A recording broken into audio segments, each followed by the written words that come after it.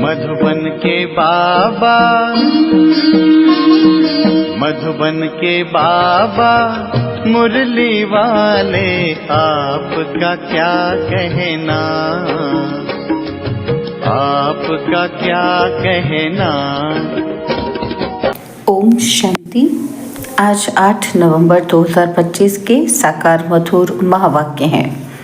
आज मीठे मीठे बाप दादा बोले, मीठे बच्चे, तुम देही अभिमानी बनो तो सब बीमारियां खत्म हो जाएंगी और तुम डबल सिरताज विश्व के मालिक बन जाएंगे। बाबा ने कहा, मीठे बच्चे, तुम देही अभिमानी बनो तो सब बीमारियां खत्म हो जाएंगी और तुम डबल सिरताज विश्व के मालिक बन जाएंगे। बाबा ने आज प्रश्न पूछा कि बाप के सम्मुख किन बच्चों को बैठना चाहिए। उत्तर में बाबा कहते, जिन्हें ज्ञान डांस करना आता है। ज्ञान डांस करने वाले बच्चे जब बाप के सम्मुख होते हैं तो बाबा की मुरली भी ऐसे चलती है। अगर कोई सामने बैठ इधर उधर देखते तो बाबा समझते कि ये बच्चा कुछ भी समझता नहीं है। बाबा ब्राह्मणियों को भी कहेंगे कि तुमने ये किसको लाया है, जो बाबा के सामने भी उबासी देते हैं। बच्चों को तो ऐसा बाप मिला है जो खुशी में डांस करनी चाहिए।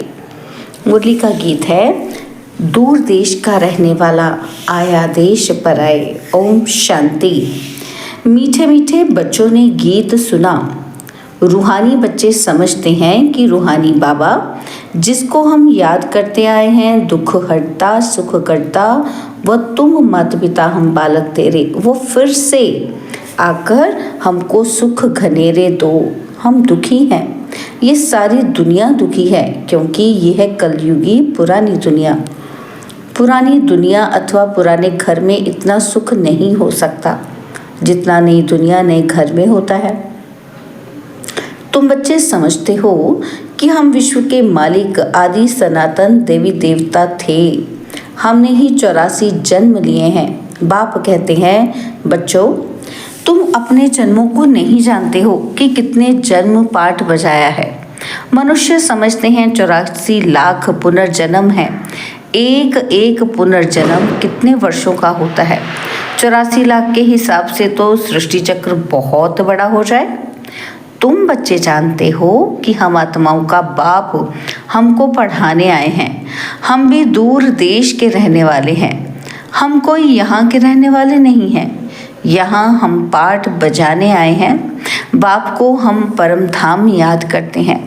अभी इस पराये देश में आए हैं। शिव को बाबा कहेंगे, रावण को बाबा नहीं कहेंगे। भगवान को बाबा कहेंगे। बाप की महिमा अलग है। 5 विकारों की कोई महिमा करेंगे क्या? देह अभिमान तो बहुत बड़ी बीमारी है। हम देही अभिमानी बनेंगे तो कोई बीमारी नहीं रहेगी और हम विश्व के मालिक बन जाएंगे। यह बातें तुम्हारी बुद्धि में है। तुम जानते हो कि शिव बाबा हम आत्माओं को पढ़ाते हैं। जो भी और इतने सत्संग आदि हैं, कहीं भी ऐसे नहीं समझेंगे कि हमको बाबा आकर राजयोग सिखलाएंगे, राजाई के लिए पढ़ाएंगे। राजा बनाने वाला तो राजा ही चाहिए ना। सर्जन पढ़ाकर आप समान सर्जन बनाएंगे। अच्छा, डबल सिरताज बनाने वाला कहाँ से आएगा? जो हमको डबल सिरताज बनाए। इसलिए मनुष्य ने फिर डबल सिरताज श्री कृष्ण को रख दिया है। परंतु श्री कृष्ण कैसे पढ़ाएंगे? जरूर बाप संगम पर आए होंगे, आकर राजाई स्थापन की होगी। बाप कैसे आते हैं यह तुम्हारे सिवाय और कोई की बुद्धि में नहीं होगा। दूर देश से बाप आकर हमको पढ़ाते हैं, राजयोग सिखलाते हैं। बाप कहते हैं, मुझे कोई लाइट व रत्न जड़ित ताज है ही नहीं। वह कभी रजाई पाते ही नहीं, डबल सिरताज बनते नहीं, औरों को बनाते हैं। बाप कहते हैं कि हम अगर राजा बनता तो फिर रंक भी बनना पड़ता। भारतवासी राव थे, अब रंक है। तुम भी डबल सिरताज बनते हो तो तुमको बनाने वाला भी डबल सिरताज होना चाहिए, जो फिर तुम्हारा योग भी लगे। जो जैसा होगा ऐसा आप समान बनाएगा। सन्यासी कोशिश कर सन्यासी बनाएंगे और तुम गृहस्थी वह सन्यासी, तो फिर तुम फॉलोअर्स तो ठहरे नहीं। कहते हैं कि फलाना शिवानंद का फॉलोअर है, परंतु वह सन्यासी माथा मुड़ाने वाले हैं, तुम तो फॉलो करते ही नहीं, तो तुम फिर फॉलोअर क्यों कहते हो? फॉलोअर तो वह जो झट कपड़ा उतार कफनी पहन ले, तुम तो ग्रस्त में विकारों आदि में रहते हो और फिर शिवानंद का फॉलोअर्स कैसे कहलाते हो? गुरु का तो काम है सदगति करना। गुरु ऐसे तो नहीं कहेंगे कि फलाने को याद करो, फिर तो खुद गुरु नहीं हुआ। मुक्ति धाम में जाने के लिए भी युक्ति चाहिए। तुम बच्चों को समझाया जाता है तुम्हारा घर है मुक्ति धाम अथवा निराकारी दुनिया। आत्मा को कहा जाता है निराकारी सोल। शरीर है 5 तत्वों का बना हुआ। आत्माएं कहाँ से आती हैं? परम धाम निराकारी दुनिया से। वहाँ बहुत आत्माएं रहती हैं, उनको कहेंगे स्वीट साइलेंस होम। वहाँ आत्माएं दुख सुख से न्यारी रहती हैं। यह अच्छी रीति पक्का करना है। हम हैं स्वीट साइलेंस होम के रहने वाले और यहाँ यह नाटकशाला है जहाँ हम पाठ बजाने आते हैं। इस नाटकशाला में सूर्य, चांद, स्टार्स आदि बत्तियाँ हैं। कोई गिनती कर ही ना सके कि ये नाटकशाला कितने माइल्स की है। एरोप्लेन में ऊपर जाते हैं लेकिन उसमें पेट्रोल आदि इतना नहीं डाल सकते जो जाकर फिर लौट भी आए। इतना दूर नहीं जा सकते और वह समझते हैं कि इतने माइल्स तक हैं, लौटेंगे नहीं तो फिर गिर पड़ेंगे। समुद्र का व आकाश तत्व का अंत पा नहीं सकते। अभी बाप तुमको अपना अंत देते हैं। आत्मा इस आकाश तत्व से पार चली जाती है। कितना बड़ा रॉकेट है। तुम आत्माएं जब पवित्र बन जाएंगी तो फिर रॉकेट मिसल तुम उड़ने लग पड़ेंगे। कितना छोटा रॉकेट है। सूर्य चांद से भी उस पार मूल वतन में चले जाएंगे। सूर्य चांद का अंत पाने की बहुत कोशिश करते हैं। दूर के स्टार्स आदि कितने छोटे देखने में आते हैं तो बहुत बड़े। जैसे तुम पतंग उड़ाते हो तो ऊपर में कितनी छोटी छोटी दिखाई पड़ती है। बाप कहते हैं तुम्हारी आत्मा तो सबसे तीखी है। सेकंड में एक शरीर से निकल दूसरे गर्भ में जाए प्रवेश करती है। किसी का कर्मों का हिसाब किताब लंदन में है तो सेकंड में लंदन में जाकर जन्म लेगी। सेकंड में जीवन मुक्ति भी गाई हुई है ना। बच्चा गर्भ से निकला और मालिक बना, वारिस हो ही गया। तुम बच्चों ने भी बाप को जाना, गोया विश्व के मालिक बन गए। बेहद का बाप ही आकर तुमको विश्व का मालिक बनाते हैं। स्कूल में बैरिस्ट्री पढ़ते तो बैरिस्टर बनेंगे। यहाँ तुम डबल सिरताज बनने के लिए पढ़ते हो। अगर पास होंगे तो डबल सिरताज ज़रूर बनेंगे। फिर भी स्वर्ग में तो ज़रूर आएंगे। तुम जानते हो बाप तो सदैव वहाँ ही रहते हैं। ओ गॉडफादर कहेंगे तो भी दृष्टि ज़रूर ऊपर जाएगी। गॉडफादर है तो ज़रूर कुछ तो उनका पाठ होगा ना। अभी पाठ बजा रहे हैं, उनको बागवान भी कहते हैं। कांटों से आकर फूल बनाते हैं तो तुम बच्चों को खुशी होनी चाहिए। बाबा आया हुआ है इस देश पर आए। दूर देश का रहने वाला आए देश पर आए। दूर देश का रहने वाला तो बाप ही है और आत्माएं भी वहाँ रहती हैं और यहाँ फिर पाठ बजाने आती हैं। देश पर आए ये अर्थ कोई नहीं जानते हैं। मनुष्य तो भक्ति मार्ग में जो सुनते हैं वह सत्य सत्य कहते रहते हैं। तुम बच्चों को बाप कितना अच्छी रीति समझाते हैं। आत्मा इम्प्योर होने से उड़ नहीं सकती है, प्योर बनने बिगर वापस जा नहीं सकती। पतित पावन एक ही बाप को कहा जाता है। उनको आना भी है संगम पर। तुमको कितनी खुशी होनी चाहिए कि बाबा हमको डबल सिरताज बना रहे हैं। इससे ऊंच दर्जा कोई का होता नहीं। बाप कहते हैं मैं डबल सिरताज बनता नहीं हूँ, मैं आता ही हूँ एक बार पराए देश पराए शरीर में। यह दादा भी कहते हैं कि मैं शिव थोड़ी हूँ, मुझे तो लखीराज कहते थे। फिर सरेंडर हुआ तो बाबा ने ब्रह्मा नाम रखा। इसमें प्रवेश कर इनको कहा कि तुम अपने जन्मों को नहीं जानते, 84 जन्मों का भी हिसाब होना चाहिए ना। वो लोग तो 84 लाख कह देते, जो बिल्कुल ही इम्पॉसिबल है। 84 लाख जन्मों का राज समझाने में ही सैकड़ों वर्ष लग जाएं। याद भी न पड़ सके। 84 लाख योनियों में तो पशु पक्षी आदि सब आ जाते हैं। मनुष्य का ही जन्म दुर्लभ गाया जाता है। जानवर थोड़ी नॉलेज समझ सकेंगे। तुमको पापा कर नॉलेज पढ़ाते हैं। खुद कहते हैं कि मैं आता हूँ रावण राज्य में। माया ने तुमको कितना पत्थर बुद्धि बना दिया है। अब फिर बाप तुमको पारस बुद्धि बनाते हैं। उतरती कला में तुम पत्थर बुद्धि बन गए, अब फिर बाप चढ़ती कला में ले जाते हैं। नंबरवार तो होते हैं ना। हर एक को अपने पुरुषार्थ से समझना है। मुख्य बात है याद की। रात को जब सोते हो तो भी ये ख्याल करो कि बाबा हम आपकी याद में सो जाते हैं। गोया हम इस शरीर को छोड़ देते हैं, आपके पास आ जाते हैं। ऐसे बाबा को याद करते करते सो जाओ तो फिर देखो कितना मज़ा आता है। हो सकता है साक्षात्कार भी हो जाए, परंतु इस साक्षात्कार आदि में खुश नहीं होना है। बाबा हम तो आपको ही याद करते हैं, आपके पास आना चाहते हैं। बाप को तुम याद करते करते बड़े आराम से चले जाएंगे। हो सकता है सूक्ष्म वतन में भी चले जाओ, मूल वतन में तो जा नहीं सकेंगे। अभी वापस जाने का समय कहाँ आया है। हाँ, साक्षात्कार हुआ बिंदी का, फिर छोटी छोटी आत्माओं का झाड़ दिखाई पड़ेगा। जैसे तुमको वैकुंठ का साक्षात्कार होता है ना, तो ऐसे नहीं कि साक्षात्कार हुआ तो तुम वैकुंठ चले जाएंगे। नहीं, उसके लिए तो फिर मेहनत करनी पड़े। तुमको समझाया जाता है कि तुम पहले पहले जाएंगे स्वीट होम।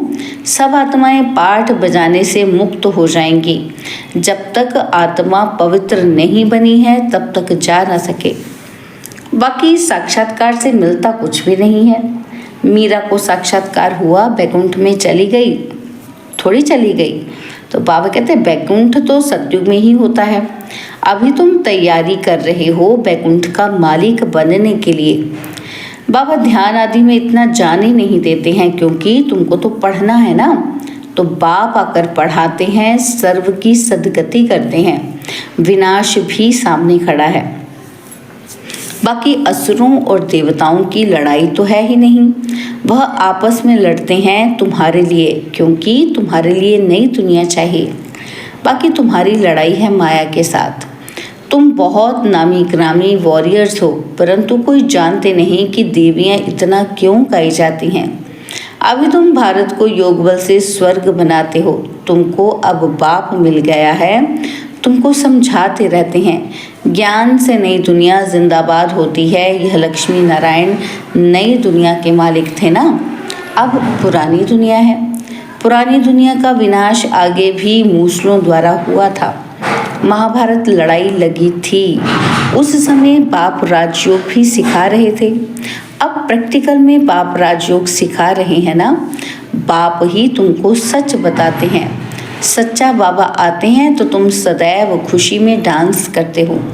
यह है ज्ञान डांस। तो जो ज्ञान डांस के शौकीन हैं उनको ही सामने बैठना चाहिए। जो नहीं समझने वाले होंगे उनको उबासी आएगी।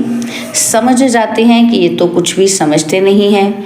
ज्ञान को कुछ भी समझेंगे नहीं तो इधर उधर देखते रहेंगे।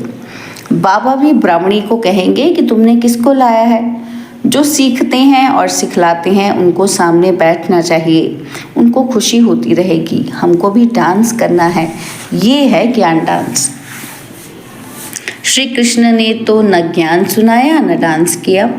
मुरली तो ये ज्ञान की है ना। तो बाप ने समझाया है, रात्रि को सोते समय बाबा को याद करते चक्र को बुद्धि में याद करते रहो।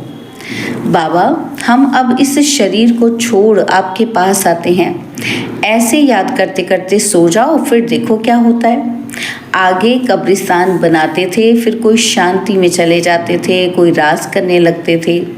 जो बाप को जानते ही नहीं वो याद कैसे कर सकेंगे। मनुष्य मात्र बाप को जानते ही नहीं तो बाप को कैसे याद करें। तब बाप कहते हैं मैं जो हूँ जैसा हूँ मुझे कोई भी नहीं जानते। अभी तुमको कितनी समझ आई है। तुम हो गुप्त वॉरियर्स। वॉरियर्स नाम सुनकर देवियों को फिर तलवार बाण आदि दे दिए हैं। तुम वॉरियर्स हो योग बल के। योग बल से विश्व के मालिक बनते हो। बाहुबल से भल कोई कितनी भी कोशिश करे परंतु जीत पा नहीं सकते। भारत का योग मशहूर है, यह बाप ही आकर सिखलाते हैं, यह भी किसी को पता नहीं है। उठते बैठते बाप को ही याद करते रहो। कहते हैं योग नहीं लगता है, योग अक्षर उड़ा दो। बच्चे तो बाप को याद करते हैं ना। शिव बाबा कहते हैं मामेकम याद करो, मैं ही सर्वशक्तिमान हूँ। मुझे याद करने से तुम सतो प्रधान बन जाएंगे। जब सतो प्रधान बन जाएंगे तब फिर आत्माओं की बारात निकलेगी। जैसे मक्खियों की बारात होती है ना, तो ये है शिव बाबा की बारात। शिव बाबा के पिछाड़ी सब आत्माएं मच्छरों सदृश भागेंगी, बाकी शरीर सब खत्म हो जाएंगे। अच्छा, मीठे मीठे सिकिलदे बच्चों प्रति माता पिता बाप दादा का याद प्यार और गुड मॉर्निंग। रूहानी बाप की रूहानी बच्चों को नमस्ते। हम रूहानी बच्चों की रूहानी बाप दादाजी को दिलवा जान सिकवा प्रेम से नमस्ते। ओम शांति। प्यारे बाबा, मीठे बाबा, मेरे बाबा, शुक्रिया बाबा, शुक्रिया बाबा, शुक्रिया। धारणा के लिए मुख्य सार है, पहला पॉइंट है रात को सोने से पहले बाबा से मीठी मीठी बातें करनी है। बाबा, हम इस शरीर को छोड़ आपके पास आते हैं, ऐसे याद करके सोना है। याद ही मुख्य है, याद से ही पारस बुद्धि बनेंगे।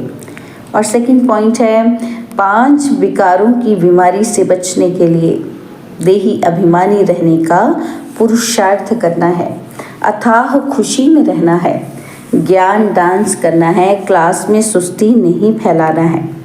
बाबा ने आज हमें वरदान दिया, सेवा द्वारा अनेक आत्माओं की आशीर्वाद प्राप्त कर सदा आगे बढ़ने वाले महादानी भव। सेवा द्वारा अनेक आत्माओं की आशीर्वाद प्राप्त कर सदा आगे बढ़ने वाले महादानी भव। महादानी बनना अर्थात दूसरों की सेवा करना। दूसरों की सेवा करने से स्वयं की सेवा स्वतः हो जाती है। महादानी बनना अर्थात स्वयं को मालामाल करना। जितनी आत्माओं को सुख, शक्ति, शांति और ज्ञान का दान करेंगे, उतनी आत्माओं की प्राप्ति की आवाज़ या शुक्रिया जो भी निकलता वो आपके लिए आशीर्वाद का रूप हो जाएगा। यह आशीर्वाद ही आगे बढ़ने का साधन है। जिन्हें आशीर्वाद मिलती है वह सदा खुश रहते हैं। तो रोज अमृतवेली महादानी बनने का प्रोग्राम बनाओ। कोई समय व दिन ऐसा ना हो जिसमें दान ना हो। स्लोगन है, अभी का प्रत्यक्ष फल आत्मा को उड़ती कला का बल देता है। अभी का प्रत्यक्ष फल आत्मा को उड़ती कला का बल देता है।